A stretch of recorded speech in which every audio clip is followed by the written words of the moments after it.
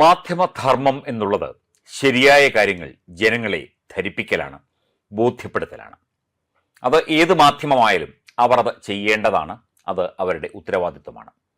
പക്ഷം പിടിക്കാം, രാഷ്ട്രീയം പിടിക്കാം, വിശ്വാസങ്ങൾ പിടിക്കാം, ഒക്കെ ശരിയാണ്. പക്ഷേ ഒരു സിസ്റ്റത്തിന്, ഒരു സ്റ്റേറ്റിന്, ഒരു രാജ്യത്തിന് എതിരെ ഒരു സംഭവം ഉണ്ടാകുമ്പോൾ അത് ചെയ്ത വ്യക്തികളെ, മത തീവ്രവാദികളെ, ഭീകരവാദികളെ, അന്യ രാജ്യത്ത് നിന്ന്, ശത്രു രാജ്യത്ത് നിന്ന് ആക്രമിക്കാൻ വന്നവരെ ഒക്കെ തന്നെ ന്യായീകരിക്കുന്ന ഒരു രീതി ഒരിക്കലും ആശാസ്യമല്ല, ശരിയല്ല. പറഞ്ഞു വരുന്നത് മലയാളത്തിലെ ഒരു പത്രത്തെക്കുറിച്ചാണ്. മാധ്യമം എന്ന പത്രം. പത്രത്തിൻ്റെ പല ബ്യൂറോകളും പൂട്ടിയതായിട്ടാണ് അറിയാൻ സാധിക്കുന്നത്. ജീവനക്കാർക്ക് ശമ്പളം കൊടുക്കാതെ അവിടുത്തെ മാധ്യമപ്രവർത്തകരെയും മറ്റ് ജീവനക്കാരെയും ഒക്കെ കാലങ്ങളായി ബുദ്ധിമുട്ടിച്ച് എല്ലാ ബ്യൂറോകളും പൂട്ടി എന്നാണ് അറിവ്. കൃത്യമായി അറിയില്ല. എന്തായാലും കോട്ടയം ബ്യൂറോ, എൻ്റെ നാട്ടിലെ ബ്യൂറോ, ഞാൻ വീട്ടിലേക്ക് പോകുന്ന വഴിക്കാണ്, അത് പൂട്ടിക്കിടക്കുന്നതാണ് ഞാൻ ദിവസങ്ങളായി കാണുന്നത്. എന്തുമാകട്ടെ, മാധ്യമം എന്നുള്ളൊരു പേര് അത് ജനങ്ങളുടെ മനസ്സിൽ ഉള്ള ഒരു പേരാണ്. ആ പേര് മാറ്റുന്നതാണ് നല്ലത് എന്ന അഭിപ്രായം കഴിഞ്ഞ ദിവസം ഒരു യൂട്യൂബ് ചാനലിൽ രാഷ്ട്രീയ നിരീക്ഷകൻ അഡ്വക്കേറ്റ് ജയശങ്കർ പറയുന്നത് കേട്ടു. അതായത് കുപ്രസിദ്ധമായ അഹമ്മദാബാദ് സ്ഫോടന കേസിൽ 38 പ്രതികളെയാണ് ഗുജറാത്ത് ഹൈക്കോടതി തൂക്കിക്കൊല്ലാൻ വിധിച്ചത്. അതായത് സെഷൻസ് കോടതിയുടെ വിധി ഹൈക്കോടതി ശരിവെച്ചു, ശിക്ഷയും ശരിവെച്ചു. 38 പേരെ ഒരു കോടതി തൂക്കിക്കൊല്ലാൻ വിധിക്കുന്നത് ഇന്ത്യ ചരിത്രത്തിൽ തന്നെ ആദ്യമായിട്ടാണ് എന്ന് സൂചിപ്പിച്ചുകൊണ്ടാണ് അദ്ദേഹം ആ കാര്യങ്ങൾ വിശദീകരിച്ചത്. തീർച്ചയായിട്ടും ഇത് ഒരു ചരിത്രമാണ്, ഇത്രയും പേരെ ഒരുമിച്ച് തൂക്കിക്കൊല്ലാൻ വിധിക്കുന്നത്. ഈ 38 പേരിൽ 3 പേർ മലയാളികളാണ്.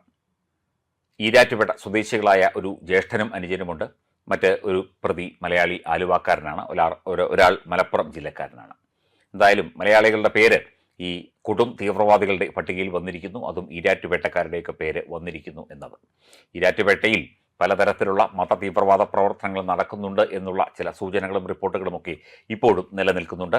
പാലാ രൂപതാ ബിഷപ്പ് ഈ കാര്യങ്ങൾ ഏതാനും നാളുകൾക്ക് മുമ്പ് പറഞ്ഞത് എല്ലാവരും കേട്ട് കാണും. ഉടൻ തന്നെ അദ്ദേഹത്തിൻ്റെ അരമന വളയാൻ ആയിരക്കണക്കിന് പോപ്പുലർ ഫ്രണ്ട് ഭീകരവാദ പ്രവർത്തകരൊക്കെ തന്നെ എത്തി എന്നായിരുന്നു ആ വാർത്ത. മാധ്യമങ്ങൾ ചെയ്യേണ്ടത് രാജ്യത്തിനും ജനങ്ങൾക്കും ഒപ്പം നിൽക്കുക എന്നുള്ള അടിസ്ഥാനപരമായ ഒരു കാര്യമാണ്. നിങ്ങൾ ബ്രേക്കിംഗ് ന്യൂസുകളോ അല്ലെങ്കിൽ നിങ്ങളുടേതായ എക്സ്ക്ലൂസീവുകളോ ഒക്കെ തന്നെ കൊടുക്കാം. തീർച്ചയായിട്ടും അത് നിങ്ങളുടേതായ കണ്ടെത്തലാണ്. അതൊക്കെ മാധ്യമധർമ്മത്തിൻ്റെ ഭാഗമാണ്, മാധ്യമ പ്രവർത്തനത്തിൻ്റെ ഭാഗമാണ്. പക്ഷേ സത്യത്തെ വളച്ചൊടിച്ചുകൊണ്ട്, സത്യത്തെ ഇല്ലായ്മ ചെയ്തുകൊണ്ട്, രാജ്യത്തിന് എതിരെ നിൽക്കുന്നവരെ അനുകൂലിച്ചുകൊണ്ട്, ശത്രു പക്ഷത്തെ അനുകൂലിച്ചുകൊണ്ട്, മതഭീകരവാദത്തെ പ്രോത്സാഹിപ്പിച്ചുകൊണ്ടൊക്കെ തന്നെ ഒരു മാധ്യമം ഇന്ത്യയിൽ, കേരളത്തിൽ നിലകൊള്ളുന്നു അല്ലെങ്കിൽ പ്രവർത്തിക്കുന്നു എന്ന് പറയുന്നത് ഒട്ടും അനുവദനീയമായ ഒരു വിഷയമല്ല എന്നത് സത്യം.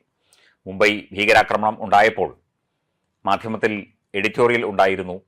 അതായത് ഈ ആക്രമണത്തിൽ ചില ദുരൂഹതകളുണ്ട്. അതായത് RSSകാർ നടത്തിയ ആക്രമണമാണ്. പാകിസ്ഥാൻകാരൊക്കെ വന്ന് വെടിവെച്ചും അജ്മൽ അമീർ കസബും ഒക്കെ വന്ന് ഇവിടെ ഹോട്ടലും അതുപോലെ തന്നെ മുംബൈ CST റെയിൽവേ സ്റ്റേഷനൊക്കെ ആക്രമിച്ച് നിരവധി പേരെ കൊന്നു. കോൺഗ്രസ് ഭരിക്കുന്ന കാലഘട്ടത്തിലാണ് അത്തരത്തിൽ ഉള്ള സംഭവങ്ങൾ ഉണ്ടായിട്ട് ഇതൊക്കെ RSS പ്ലാൻ ചെയ്ത് ഇവിടെ ഒരു വലിയ കലാപമുണ്ടാക്കാൻ ശ്രമിച്ചതാണ്, അതിൻ്റെ ഭാഗമായിട്ടാണ് ഇതൊക്കെ എന്ന് എഡിറ്റോറിയൽ എന്ന് സംശയിക്കുന്നു എന്ന് പറഞ്ഞ് എഡിറ്റോറിയൽ എഴുതിയ പത്രമാണ് മാധ്യമം. അവർ ഇത് മാത്രമേ ചെയ്യൂ. ജമാഅത്തെ ഇസ്ലാമിയുടെ പത്രമാണ്. അവർക്ക് അവരുടേതായ ഐഡിയോളജി കാണുമായിരിക്കും.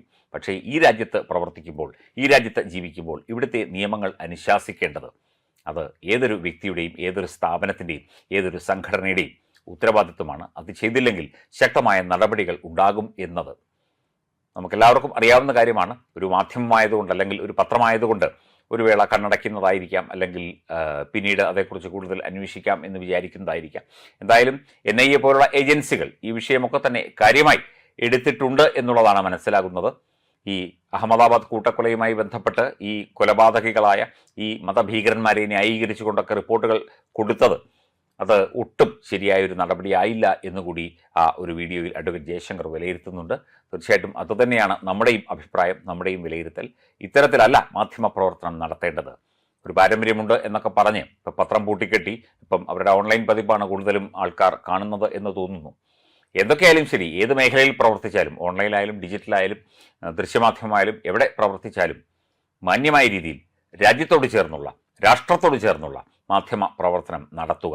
രാഷ്ട്രീയ വിരോധമുണ്ടായിരിക്കാം, മതവിരോധമുണ്ടായിരിക്കാം, പക്ഷേ അതൊന്നും സ്വന്തം മാധ്യമത്തിലൂടെ ഇങ്ങനെ, അല്ലെങ്കിൽ സ്വന്തം മീഡിയ പ്ലാറ്റ്ഫോമിലൂടെ ഇങ്ങനെ വിഷലിപ്തമായ രീതിയിൽ വിളമ്പിക്കൊണ്ടിരിക്കുന്നത് ഒരിക്കലും മാധ്യമധർമ്മമല്ല, മാധ്യമ ഉത്തരവാദിത്തമല്ല.